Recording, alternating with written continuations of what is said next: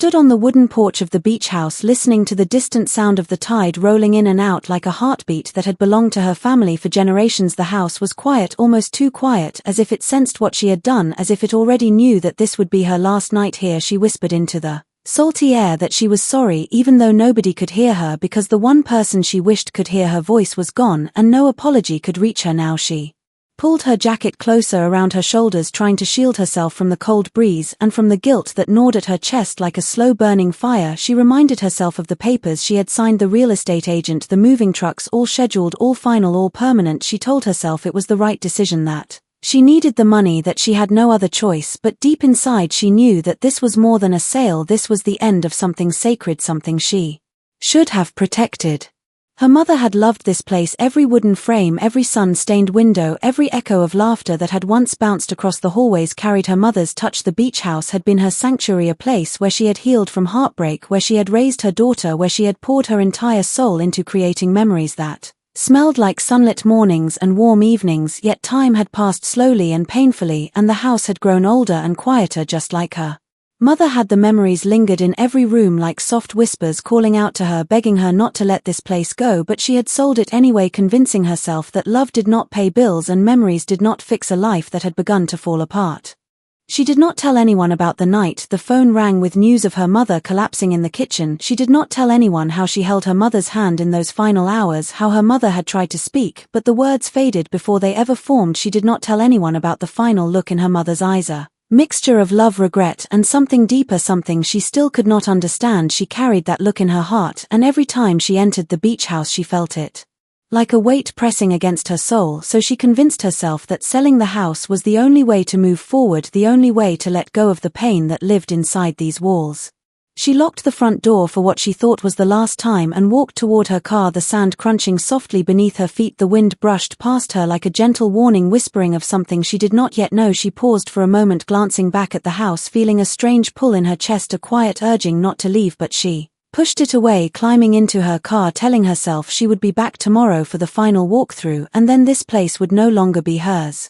That night she could not sleep, her mind filled with fragments of memories, her mother laughing in the kitchen, the glow of sunsets through the large living room windows, the sound of waves crashing gently as they sat on the porch talking about life and dreams and fears. She felt something shifting in her heart, a heaviness that refused to be ignored. She got up, walked into the living room of her apartment, and stared at the contract lying on the table, noticing how the ink seemed darker than she remembered, as if the paper itself carried the weight of her choice. She knew she had sold the house, but she also knew something was wrong, something she could not explain, something she could not understand.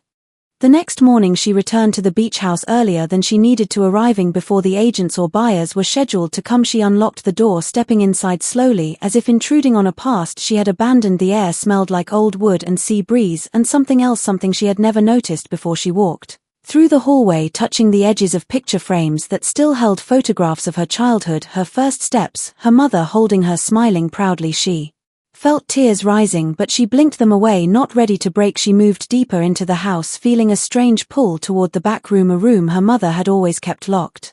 She remembered asking her mother about it when she was younger. Her mother always smiled and said, "One day you will understand," but that day had never come, and she had never pushed further. She reached the door, now noticing how the lock looked older than the rest of the house, almost antique. She reached for the handle, expecting it to be locked, but it turned silently, as if waiting for her. She pushed the door open slowly and stepped inside. The room was dimly lit, the curtains drawn over the windows, dust floating gently in the air like tiny pieces of silver. She saw an old trunk in the center of the room, one she had never seen before, carved with patterns she did not recognize. She approached it carefully, feeling her heart pounding as if warning her to turn back, but curiosity and something deeper pushed her forward. She knelt in front of the trunk, running her hand across the carved patterns, feeling a strange warmth beneath her fingers. As if the wood itself was alive, she lifted the lid and a soft breath escaped her lips.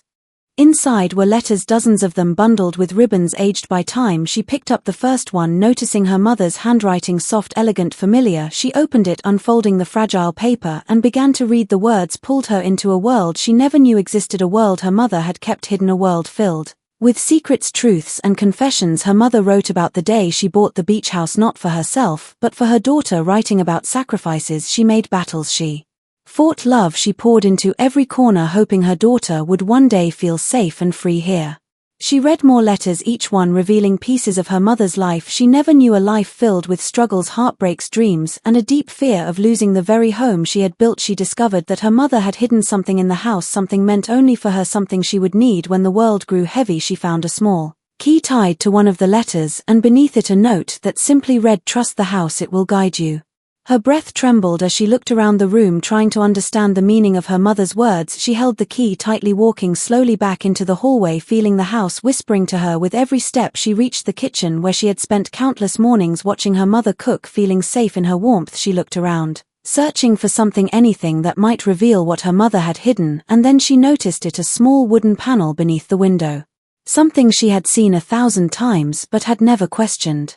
She knelt down, inserting the key into the tiny lock, hearing a soft click as the panel slid open, revealing a small compartment. Inside she found a journal, a box of keepsakes, and a folded piece of paper that startled her heart. She unfolded it slowly, reading the words written in her mother's trembling hand. "If you are reading this, it means you are lost, and I am no longer here to guide you, but this house holds the strength you need, the memories, the lessons, the love I poured into it. Do not let it go.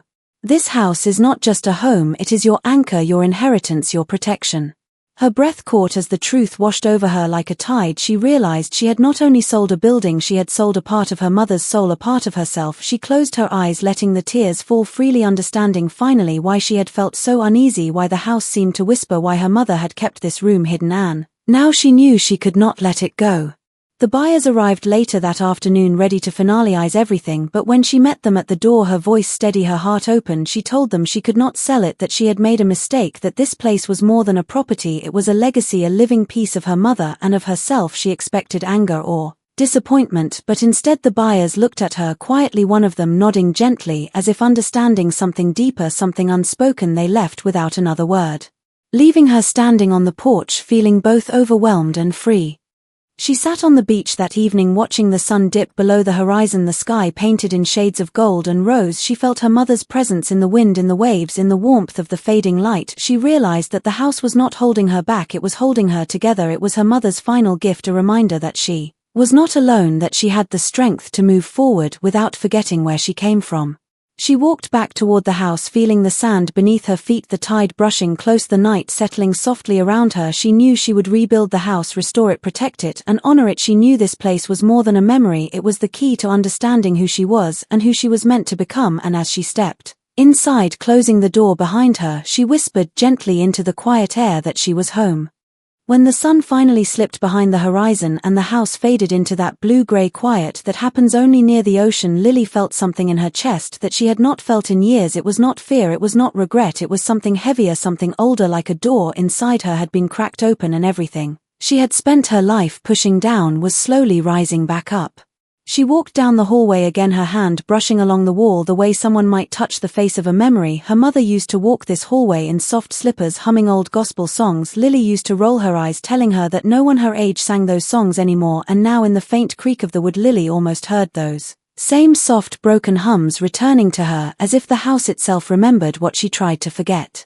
She reached the back door, pushed it open, and stepped out onto the porch. The air smelled like salt and old secrets. The waves were low and tired, like they too were ready to whisper the truth if someone finally listened. She walked toward the old storage shed behind the house, the same shed her mother always kept locked, the same shed Lily had avoided her whole childhood because something about it never felt right. Something in the silence around it felt like a held breath that was never released. Now the lock was rusted, fragile, barely hanging on. She lifted the latch and it snapped with a tired sigh. She pulled open the door and the smell of dust and forgotten years washed over her. At first she saw nothing but shelves and old tools, but then her eyes landed on a wooden trunk sitting against the wall, a trunk she had never seen before. A trunk that looked too clean, too deliberate, too out of place in this forgotten shed. Her hands trembled as she reached for it. The metal clasps were cold, but they opened too easily, like they had been waiting for her. She lifted the heavy lid, and inside she found stacks of letters tied together with a faded ribbon, letters written in her mother's handwriting, the same handwriting Lily had not seen in more than a decade, the same soft looping letters that once wrote her birthday notes and little reminders for school. The sight of it punched the air from her lungs. She picked up the first letter and unfolded it. Her mother's voice seemed to rise from the page like it had been trapped inside, waiting for this moment. "My Lily," it began, and Lily felt her heart crawl up her throat. "I hope one day you will understand why I kept this house, why I stayed here even when people told me to leave. I hope one day you will see that what we run from is always the thing that runs deepest in us. Her eyes blurred as she kept reading. I know you are angry at me for so many things. I know you think I chose this house over you, but that was never true. The truth is something happened here, something I prayed you would never learn until you were strong enough to hold it. Lily felt the ground shift beneath her. Her fingertips shook. The words swam in front of her, but she kept reading. My Lily, there is something hidden in this house, something not meant for you when you were young, something that was left for you long before you were born, something that belongs to you. Her breath caught. A cold shiver crawled up her spine. She set the letter down and her eyes moved back to the trunk. Inside, beneath the letters, was a small metal box, and underneath that was a photograph face down. She picked up the photo, turned it over, and her entire body froze. It was a picture of her mother holding a baby, but the baby was not Lily, and in the corner of the photo was a date from before Lily was born, a date her mother had never spoken about, not once, not ever. Her hands tightened around the photo as she whispered to the empty shed, Mom, what did you do? What were you hiding? She grabbed the metal box and opened it. Inside was a key, a single golden key wrapped in the corner of another letter. The letter was short, almost rushed. My Lily, this key opens what I could not face. You will find it behind the old dresser in the master bedroom. If you are reading this, then it is finally yours. Lily felt her pulse slam through her body. Something behind the dresser, something her mother hid, something her mother feared, something she left for her daughter to face alone. The moon had risen by the time Lily walked back into the house. Her hands were cold, her breath trembled in her chest. She climbed the stairs slowly, as if each step carried her farther into a truth she was not sure she wanted but knew she could no longer escape. The master bedroom smelled the same as she remembered, lavender and ocean air, a scent that should have been comforting but now wrapped around her like a question. She moved the dresser, even though it was heavy, even though her limbs shook with every inch, and when it finally scraped away from the wall she saw it. A narrow wooden door, small enough to go unnoticed but large enough to hold something important, and on the door was a lock that fit the key in her hand perfectly. She knelt down, heart pounding, and slid the key into the lock. It turned with a soft click like a whisper being released. She pulled the door open and a cold breath of air spilled out from the darkness inside. For a moment she could not move, she could only stare into the hidden space she never knew existed. Her mother's secret, her mother's fear, her mother's unfinished story waiting for her at last. She took a breath, stepped forward, and whispered, Mom, I am here, I am ready. And she pushed the small door wide open. Inside she found a small room, a room built into the walls of the house, a room that felt untouched by time. The air was cold, but still as if it had been waiting, frozen for years. On the far wall hung photographs, dozens of them, all of her mother, but younger, smiling, holding a baby in every picture, a baby that was not Lily, a baby she had never known existed. A brother, a sister, someone her mother had lost, someone she had hidden, someone she could not bear to speak about. In the center of the room sat one more box, carefully placed like it was the heart of everything. Lily reached for it slowly, her breath unsteady, her chest tightening. She opened it, and inside was a hospital bracelet, a tiny one with a name she had never read before, a name that made her knees weaken, a name that belonged to the baby in the photos. Her mother had another child, a child who disappeared, a child she kept hidden inside this room, inside this house, inside her silence, and Lily finally understood her mother's fear, her mother's sorrow, her mother's reason for holding on to this place no matter what. This house was a grave of memories, a vault of grief, a keeper of truths too heavy for a mother to carry alone.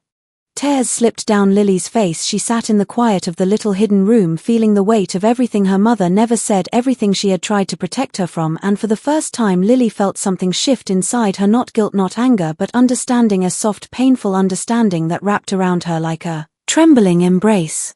She whispered into the stillness, Mom, I wish you told me, I wish you trusted me, I wish you did not carry this alone. The house was silent, but something in its walls seemed to exhale something like relief, as if it had been holding its breath for too many years, and Lily sat there letting her tears fall, letting the truth settle into her, letting her mother's love reach her at last in the only way it could now. She held the tiny bracelet against her chest and closed her eyes, letting the ocean outside echo through the room, letting the weight of everything hurt and heal her at the same time, and as she sat there she knew one thing. Her life would never be the same again.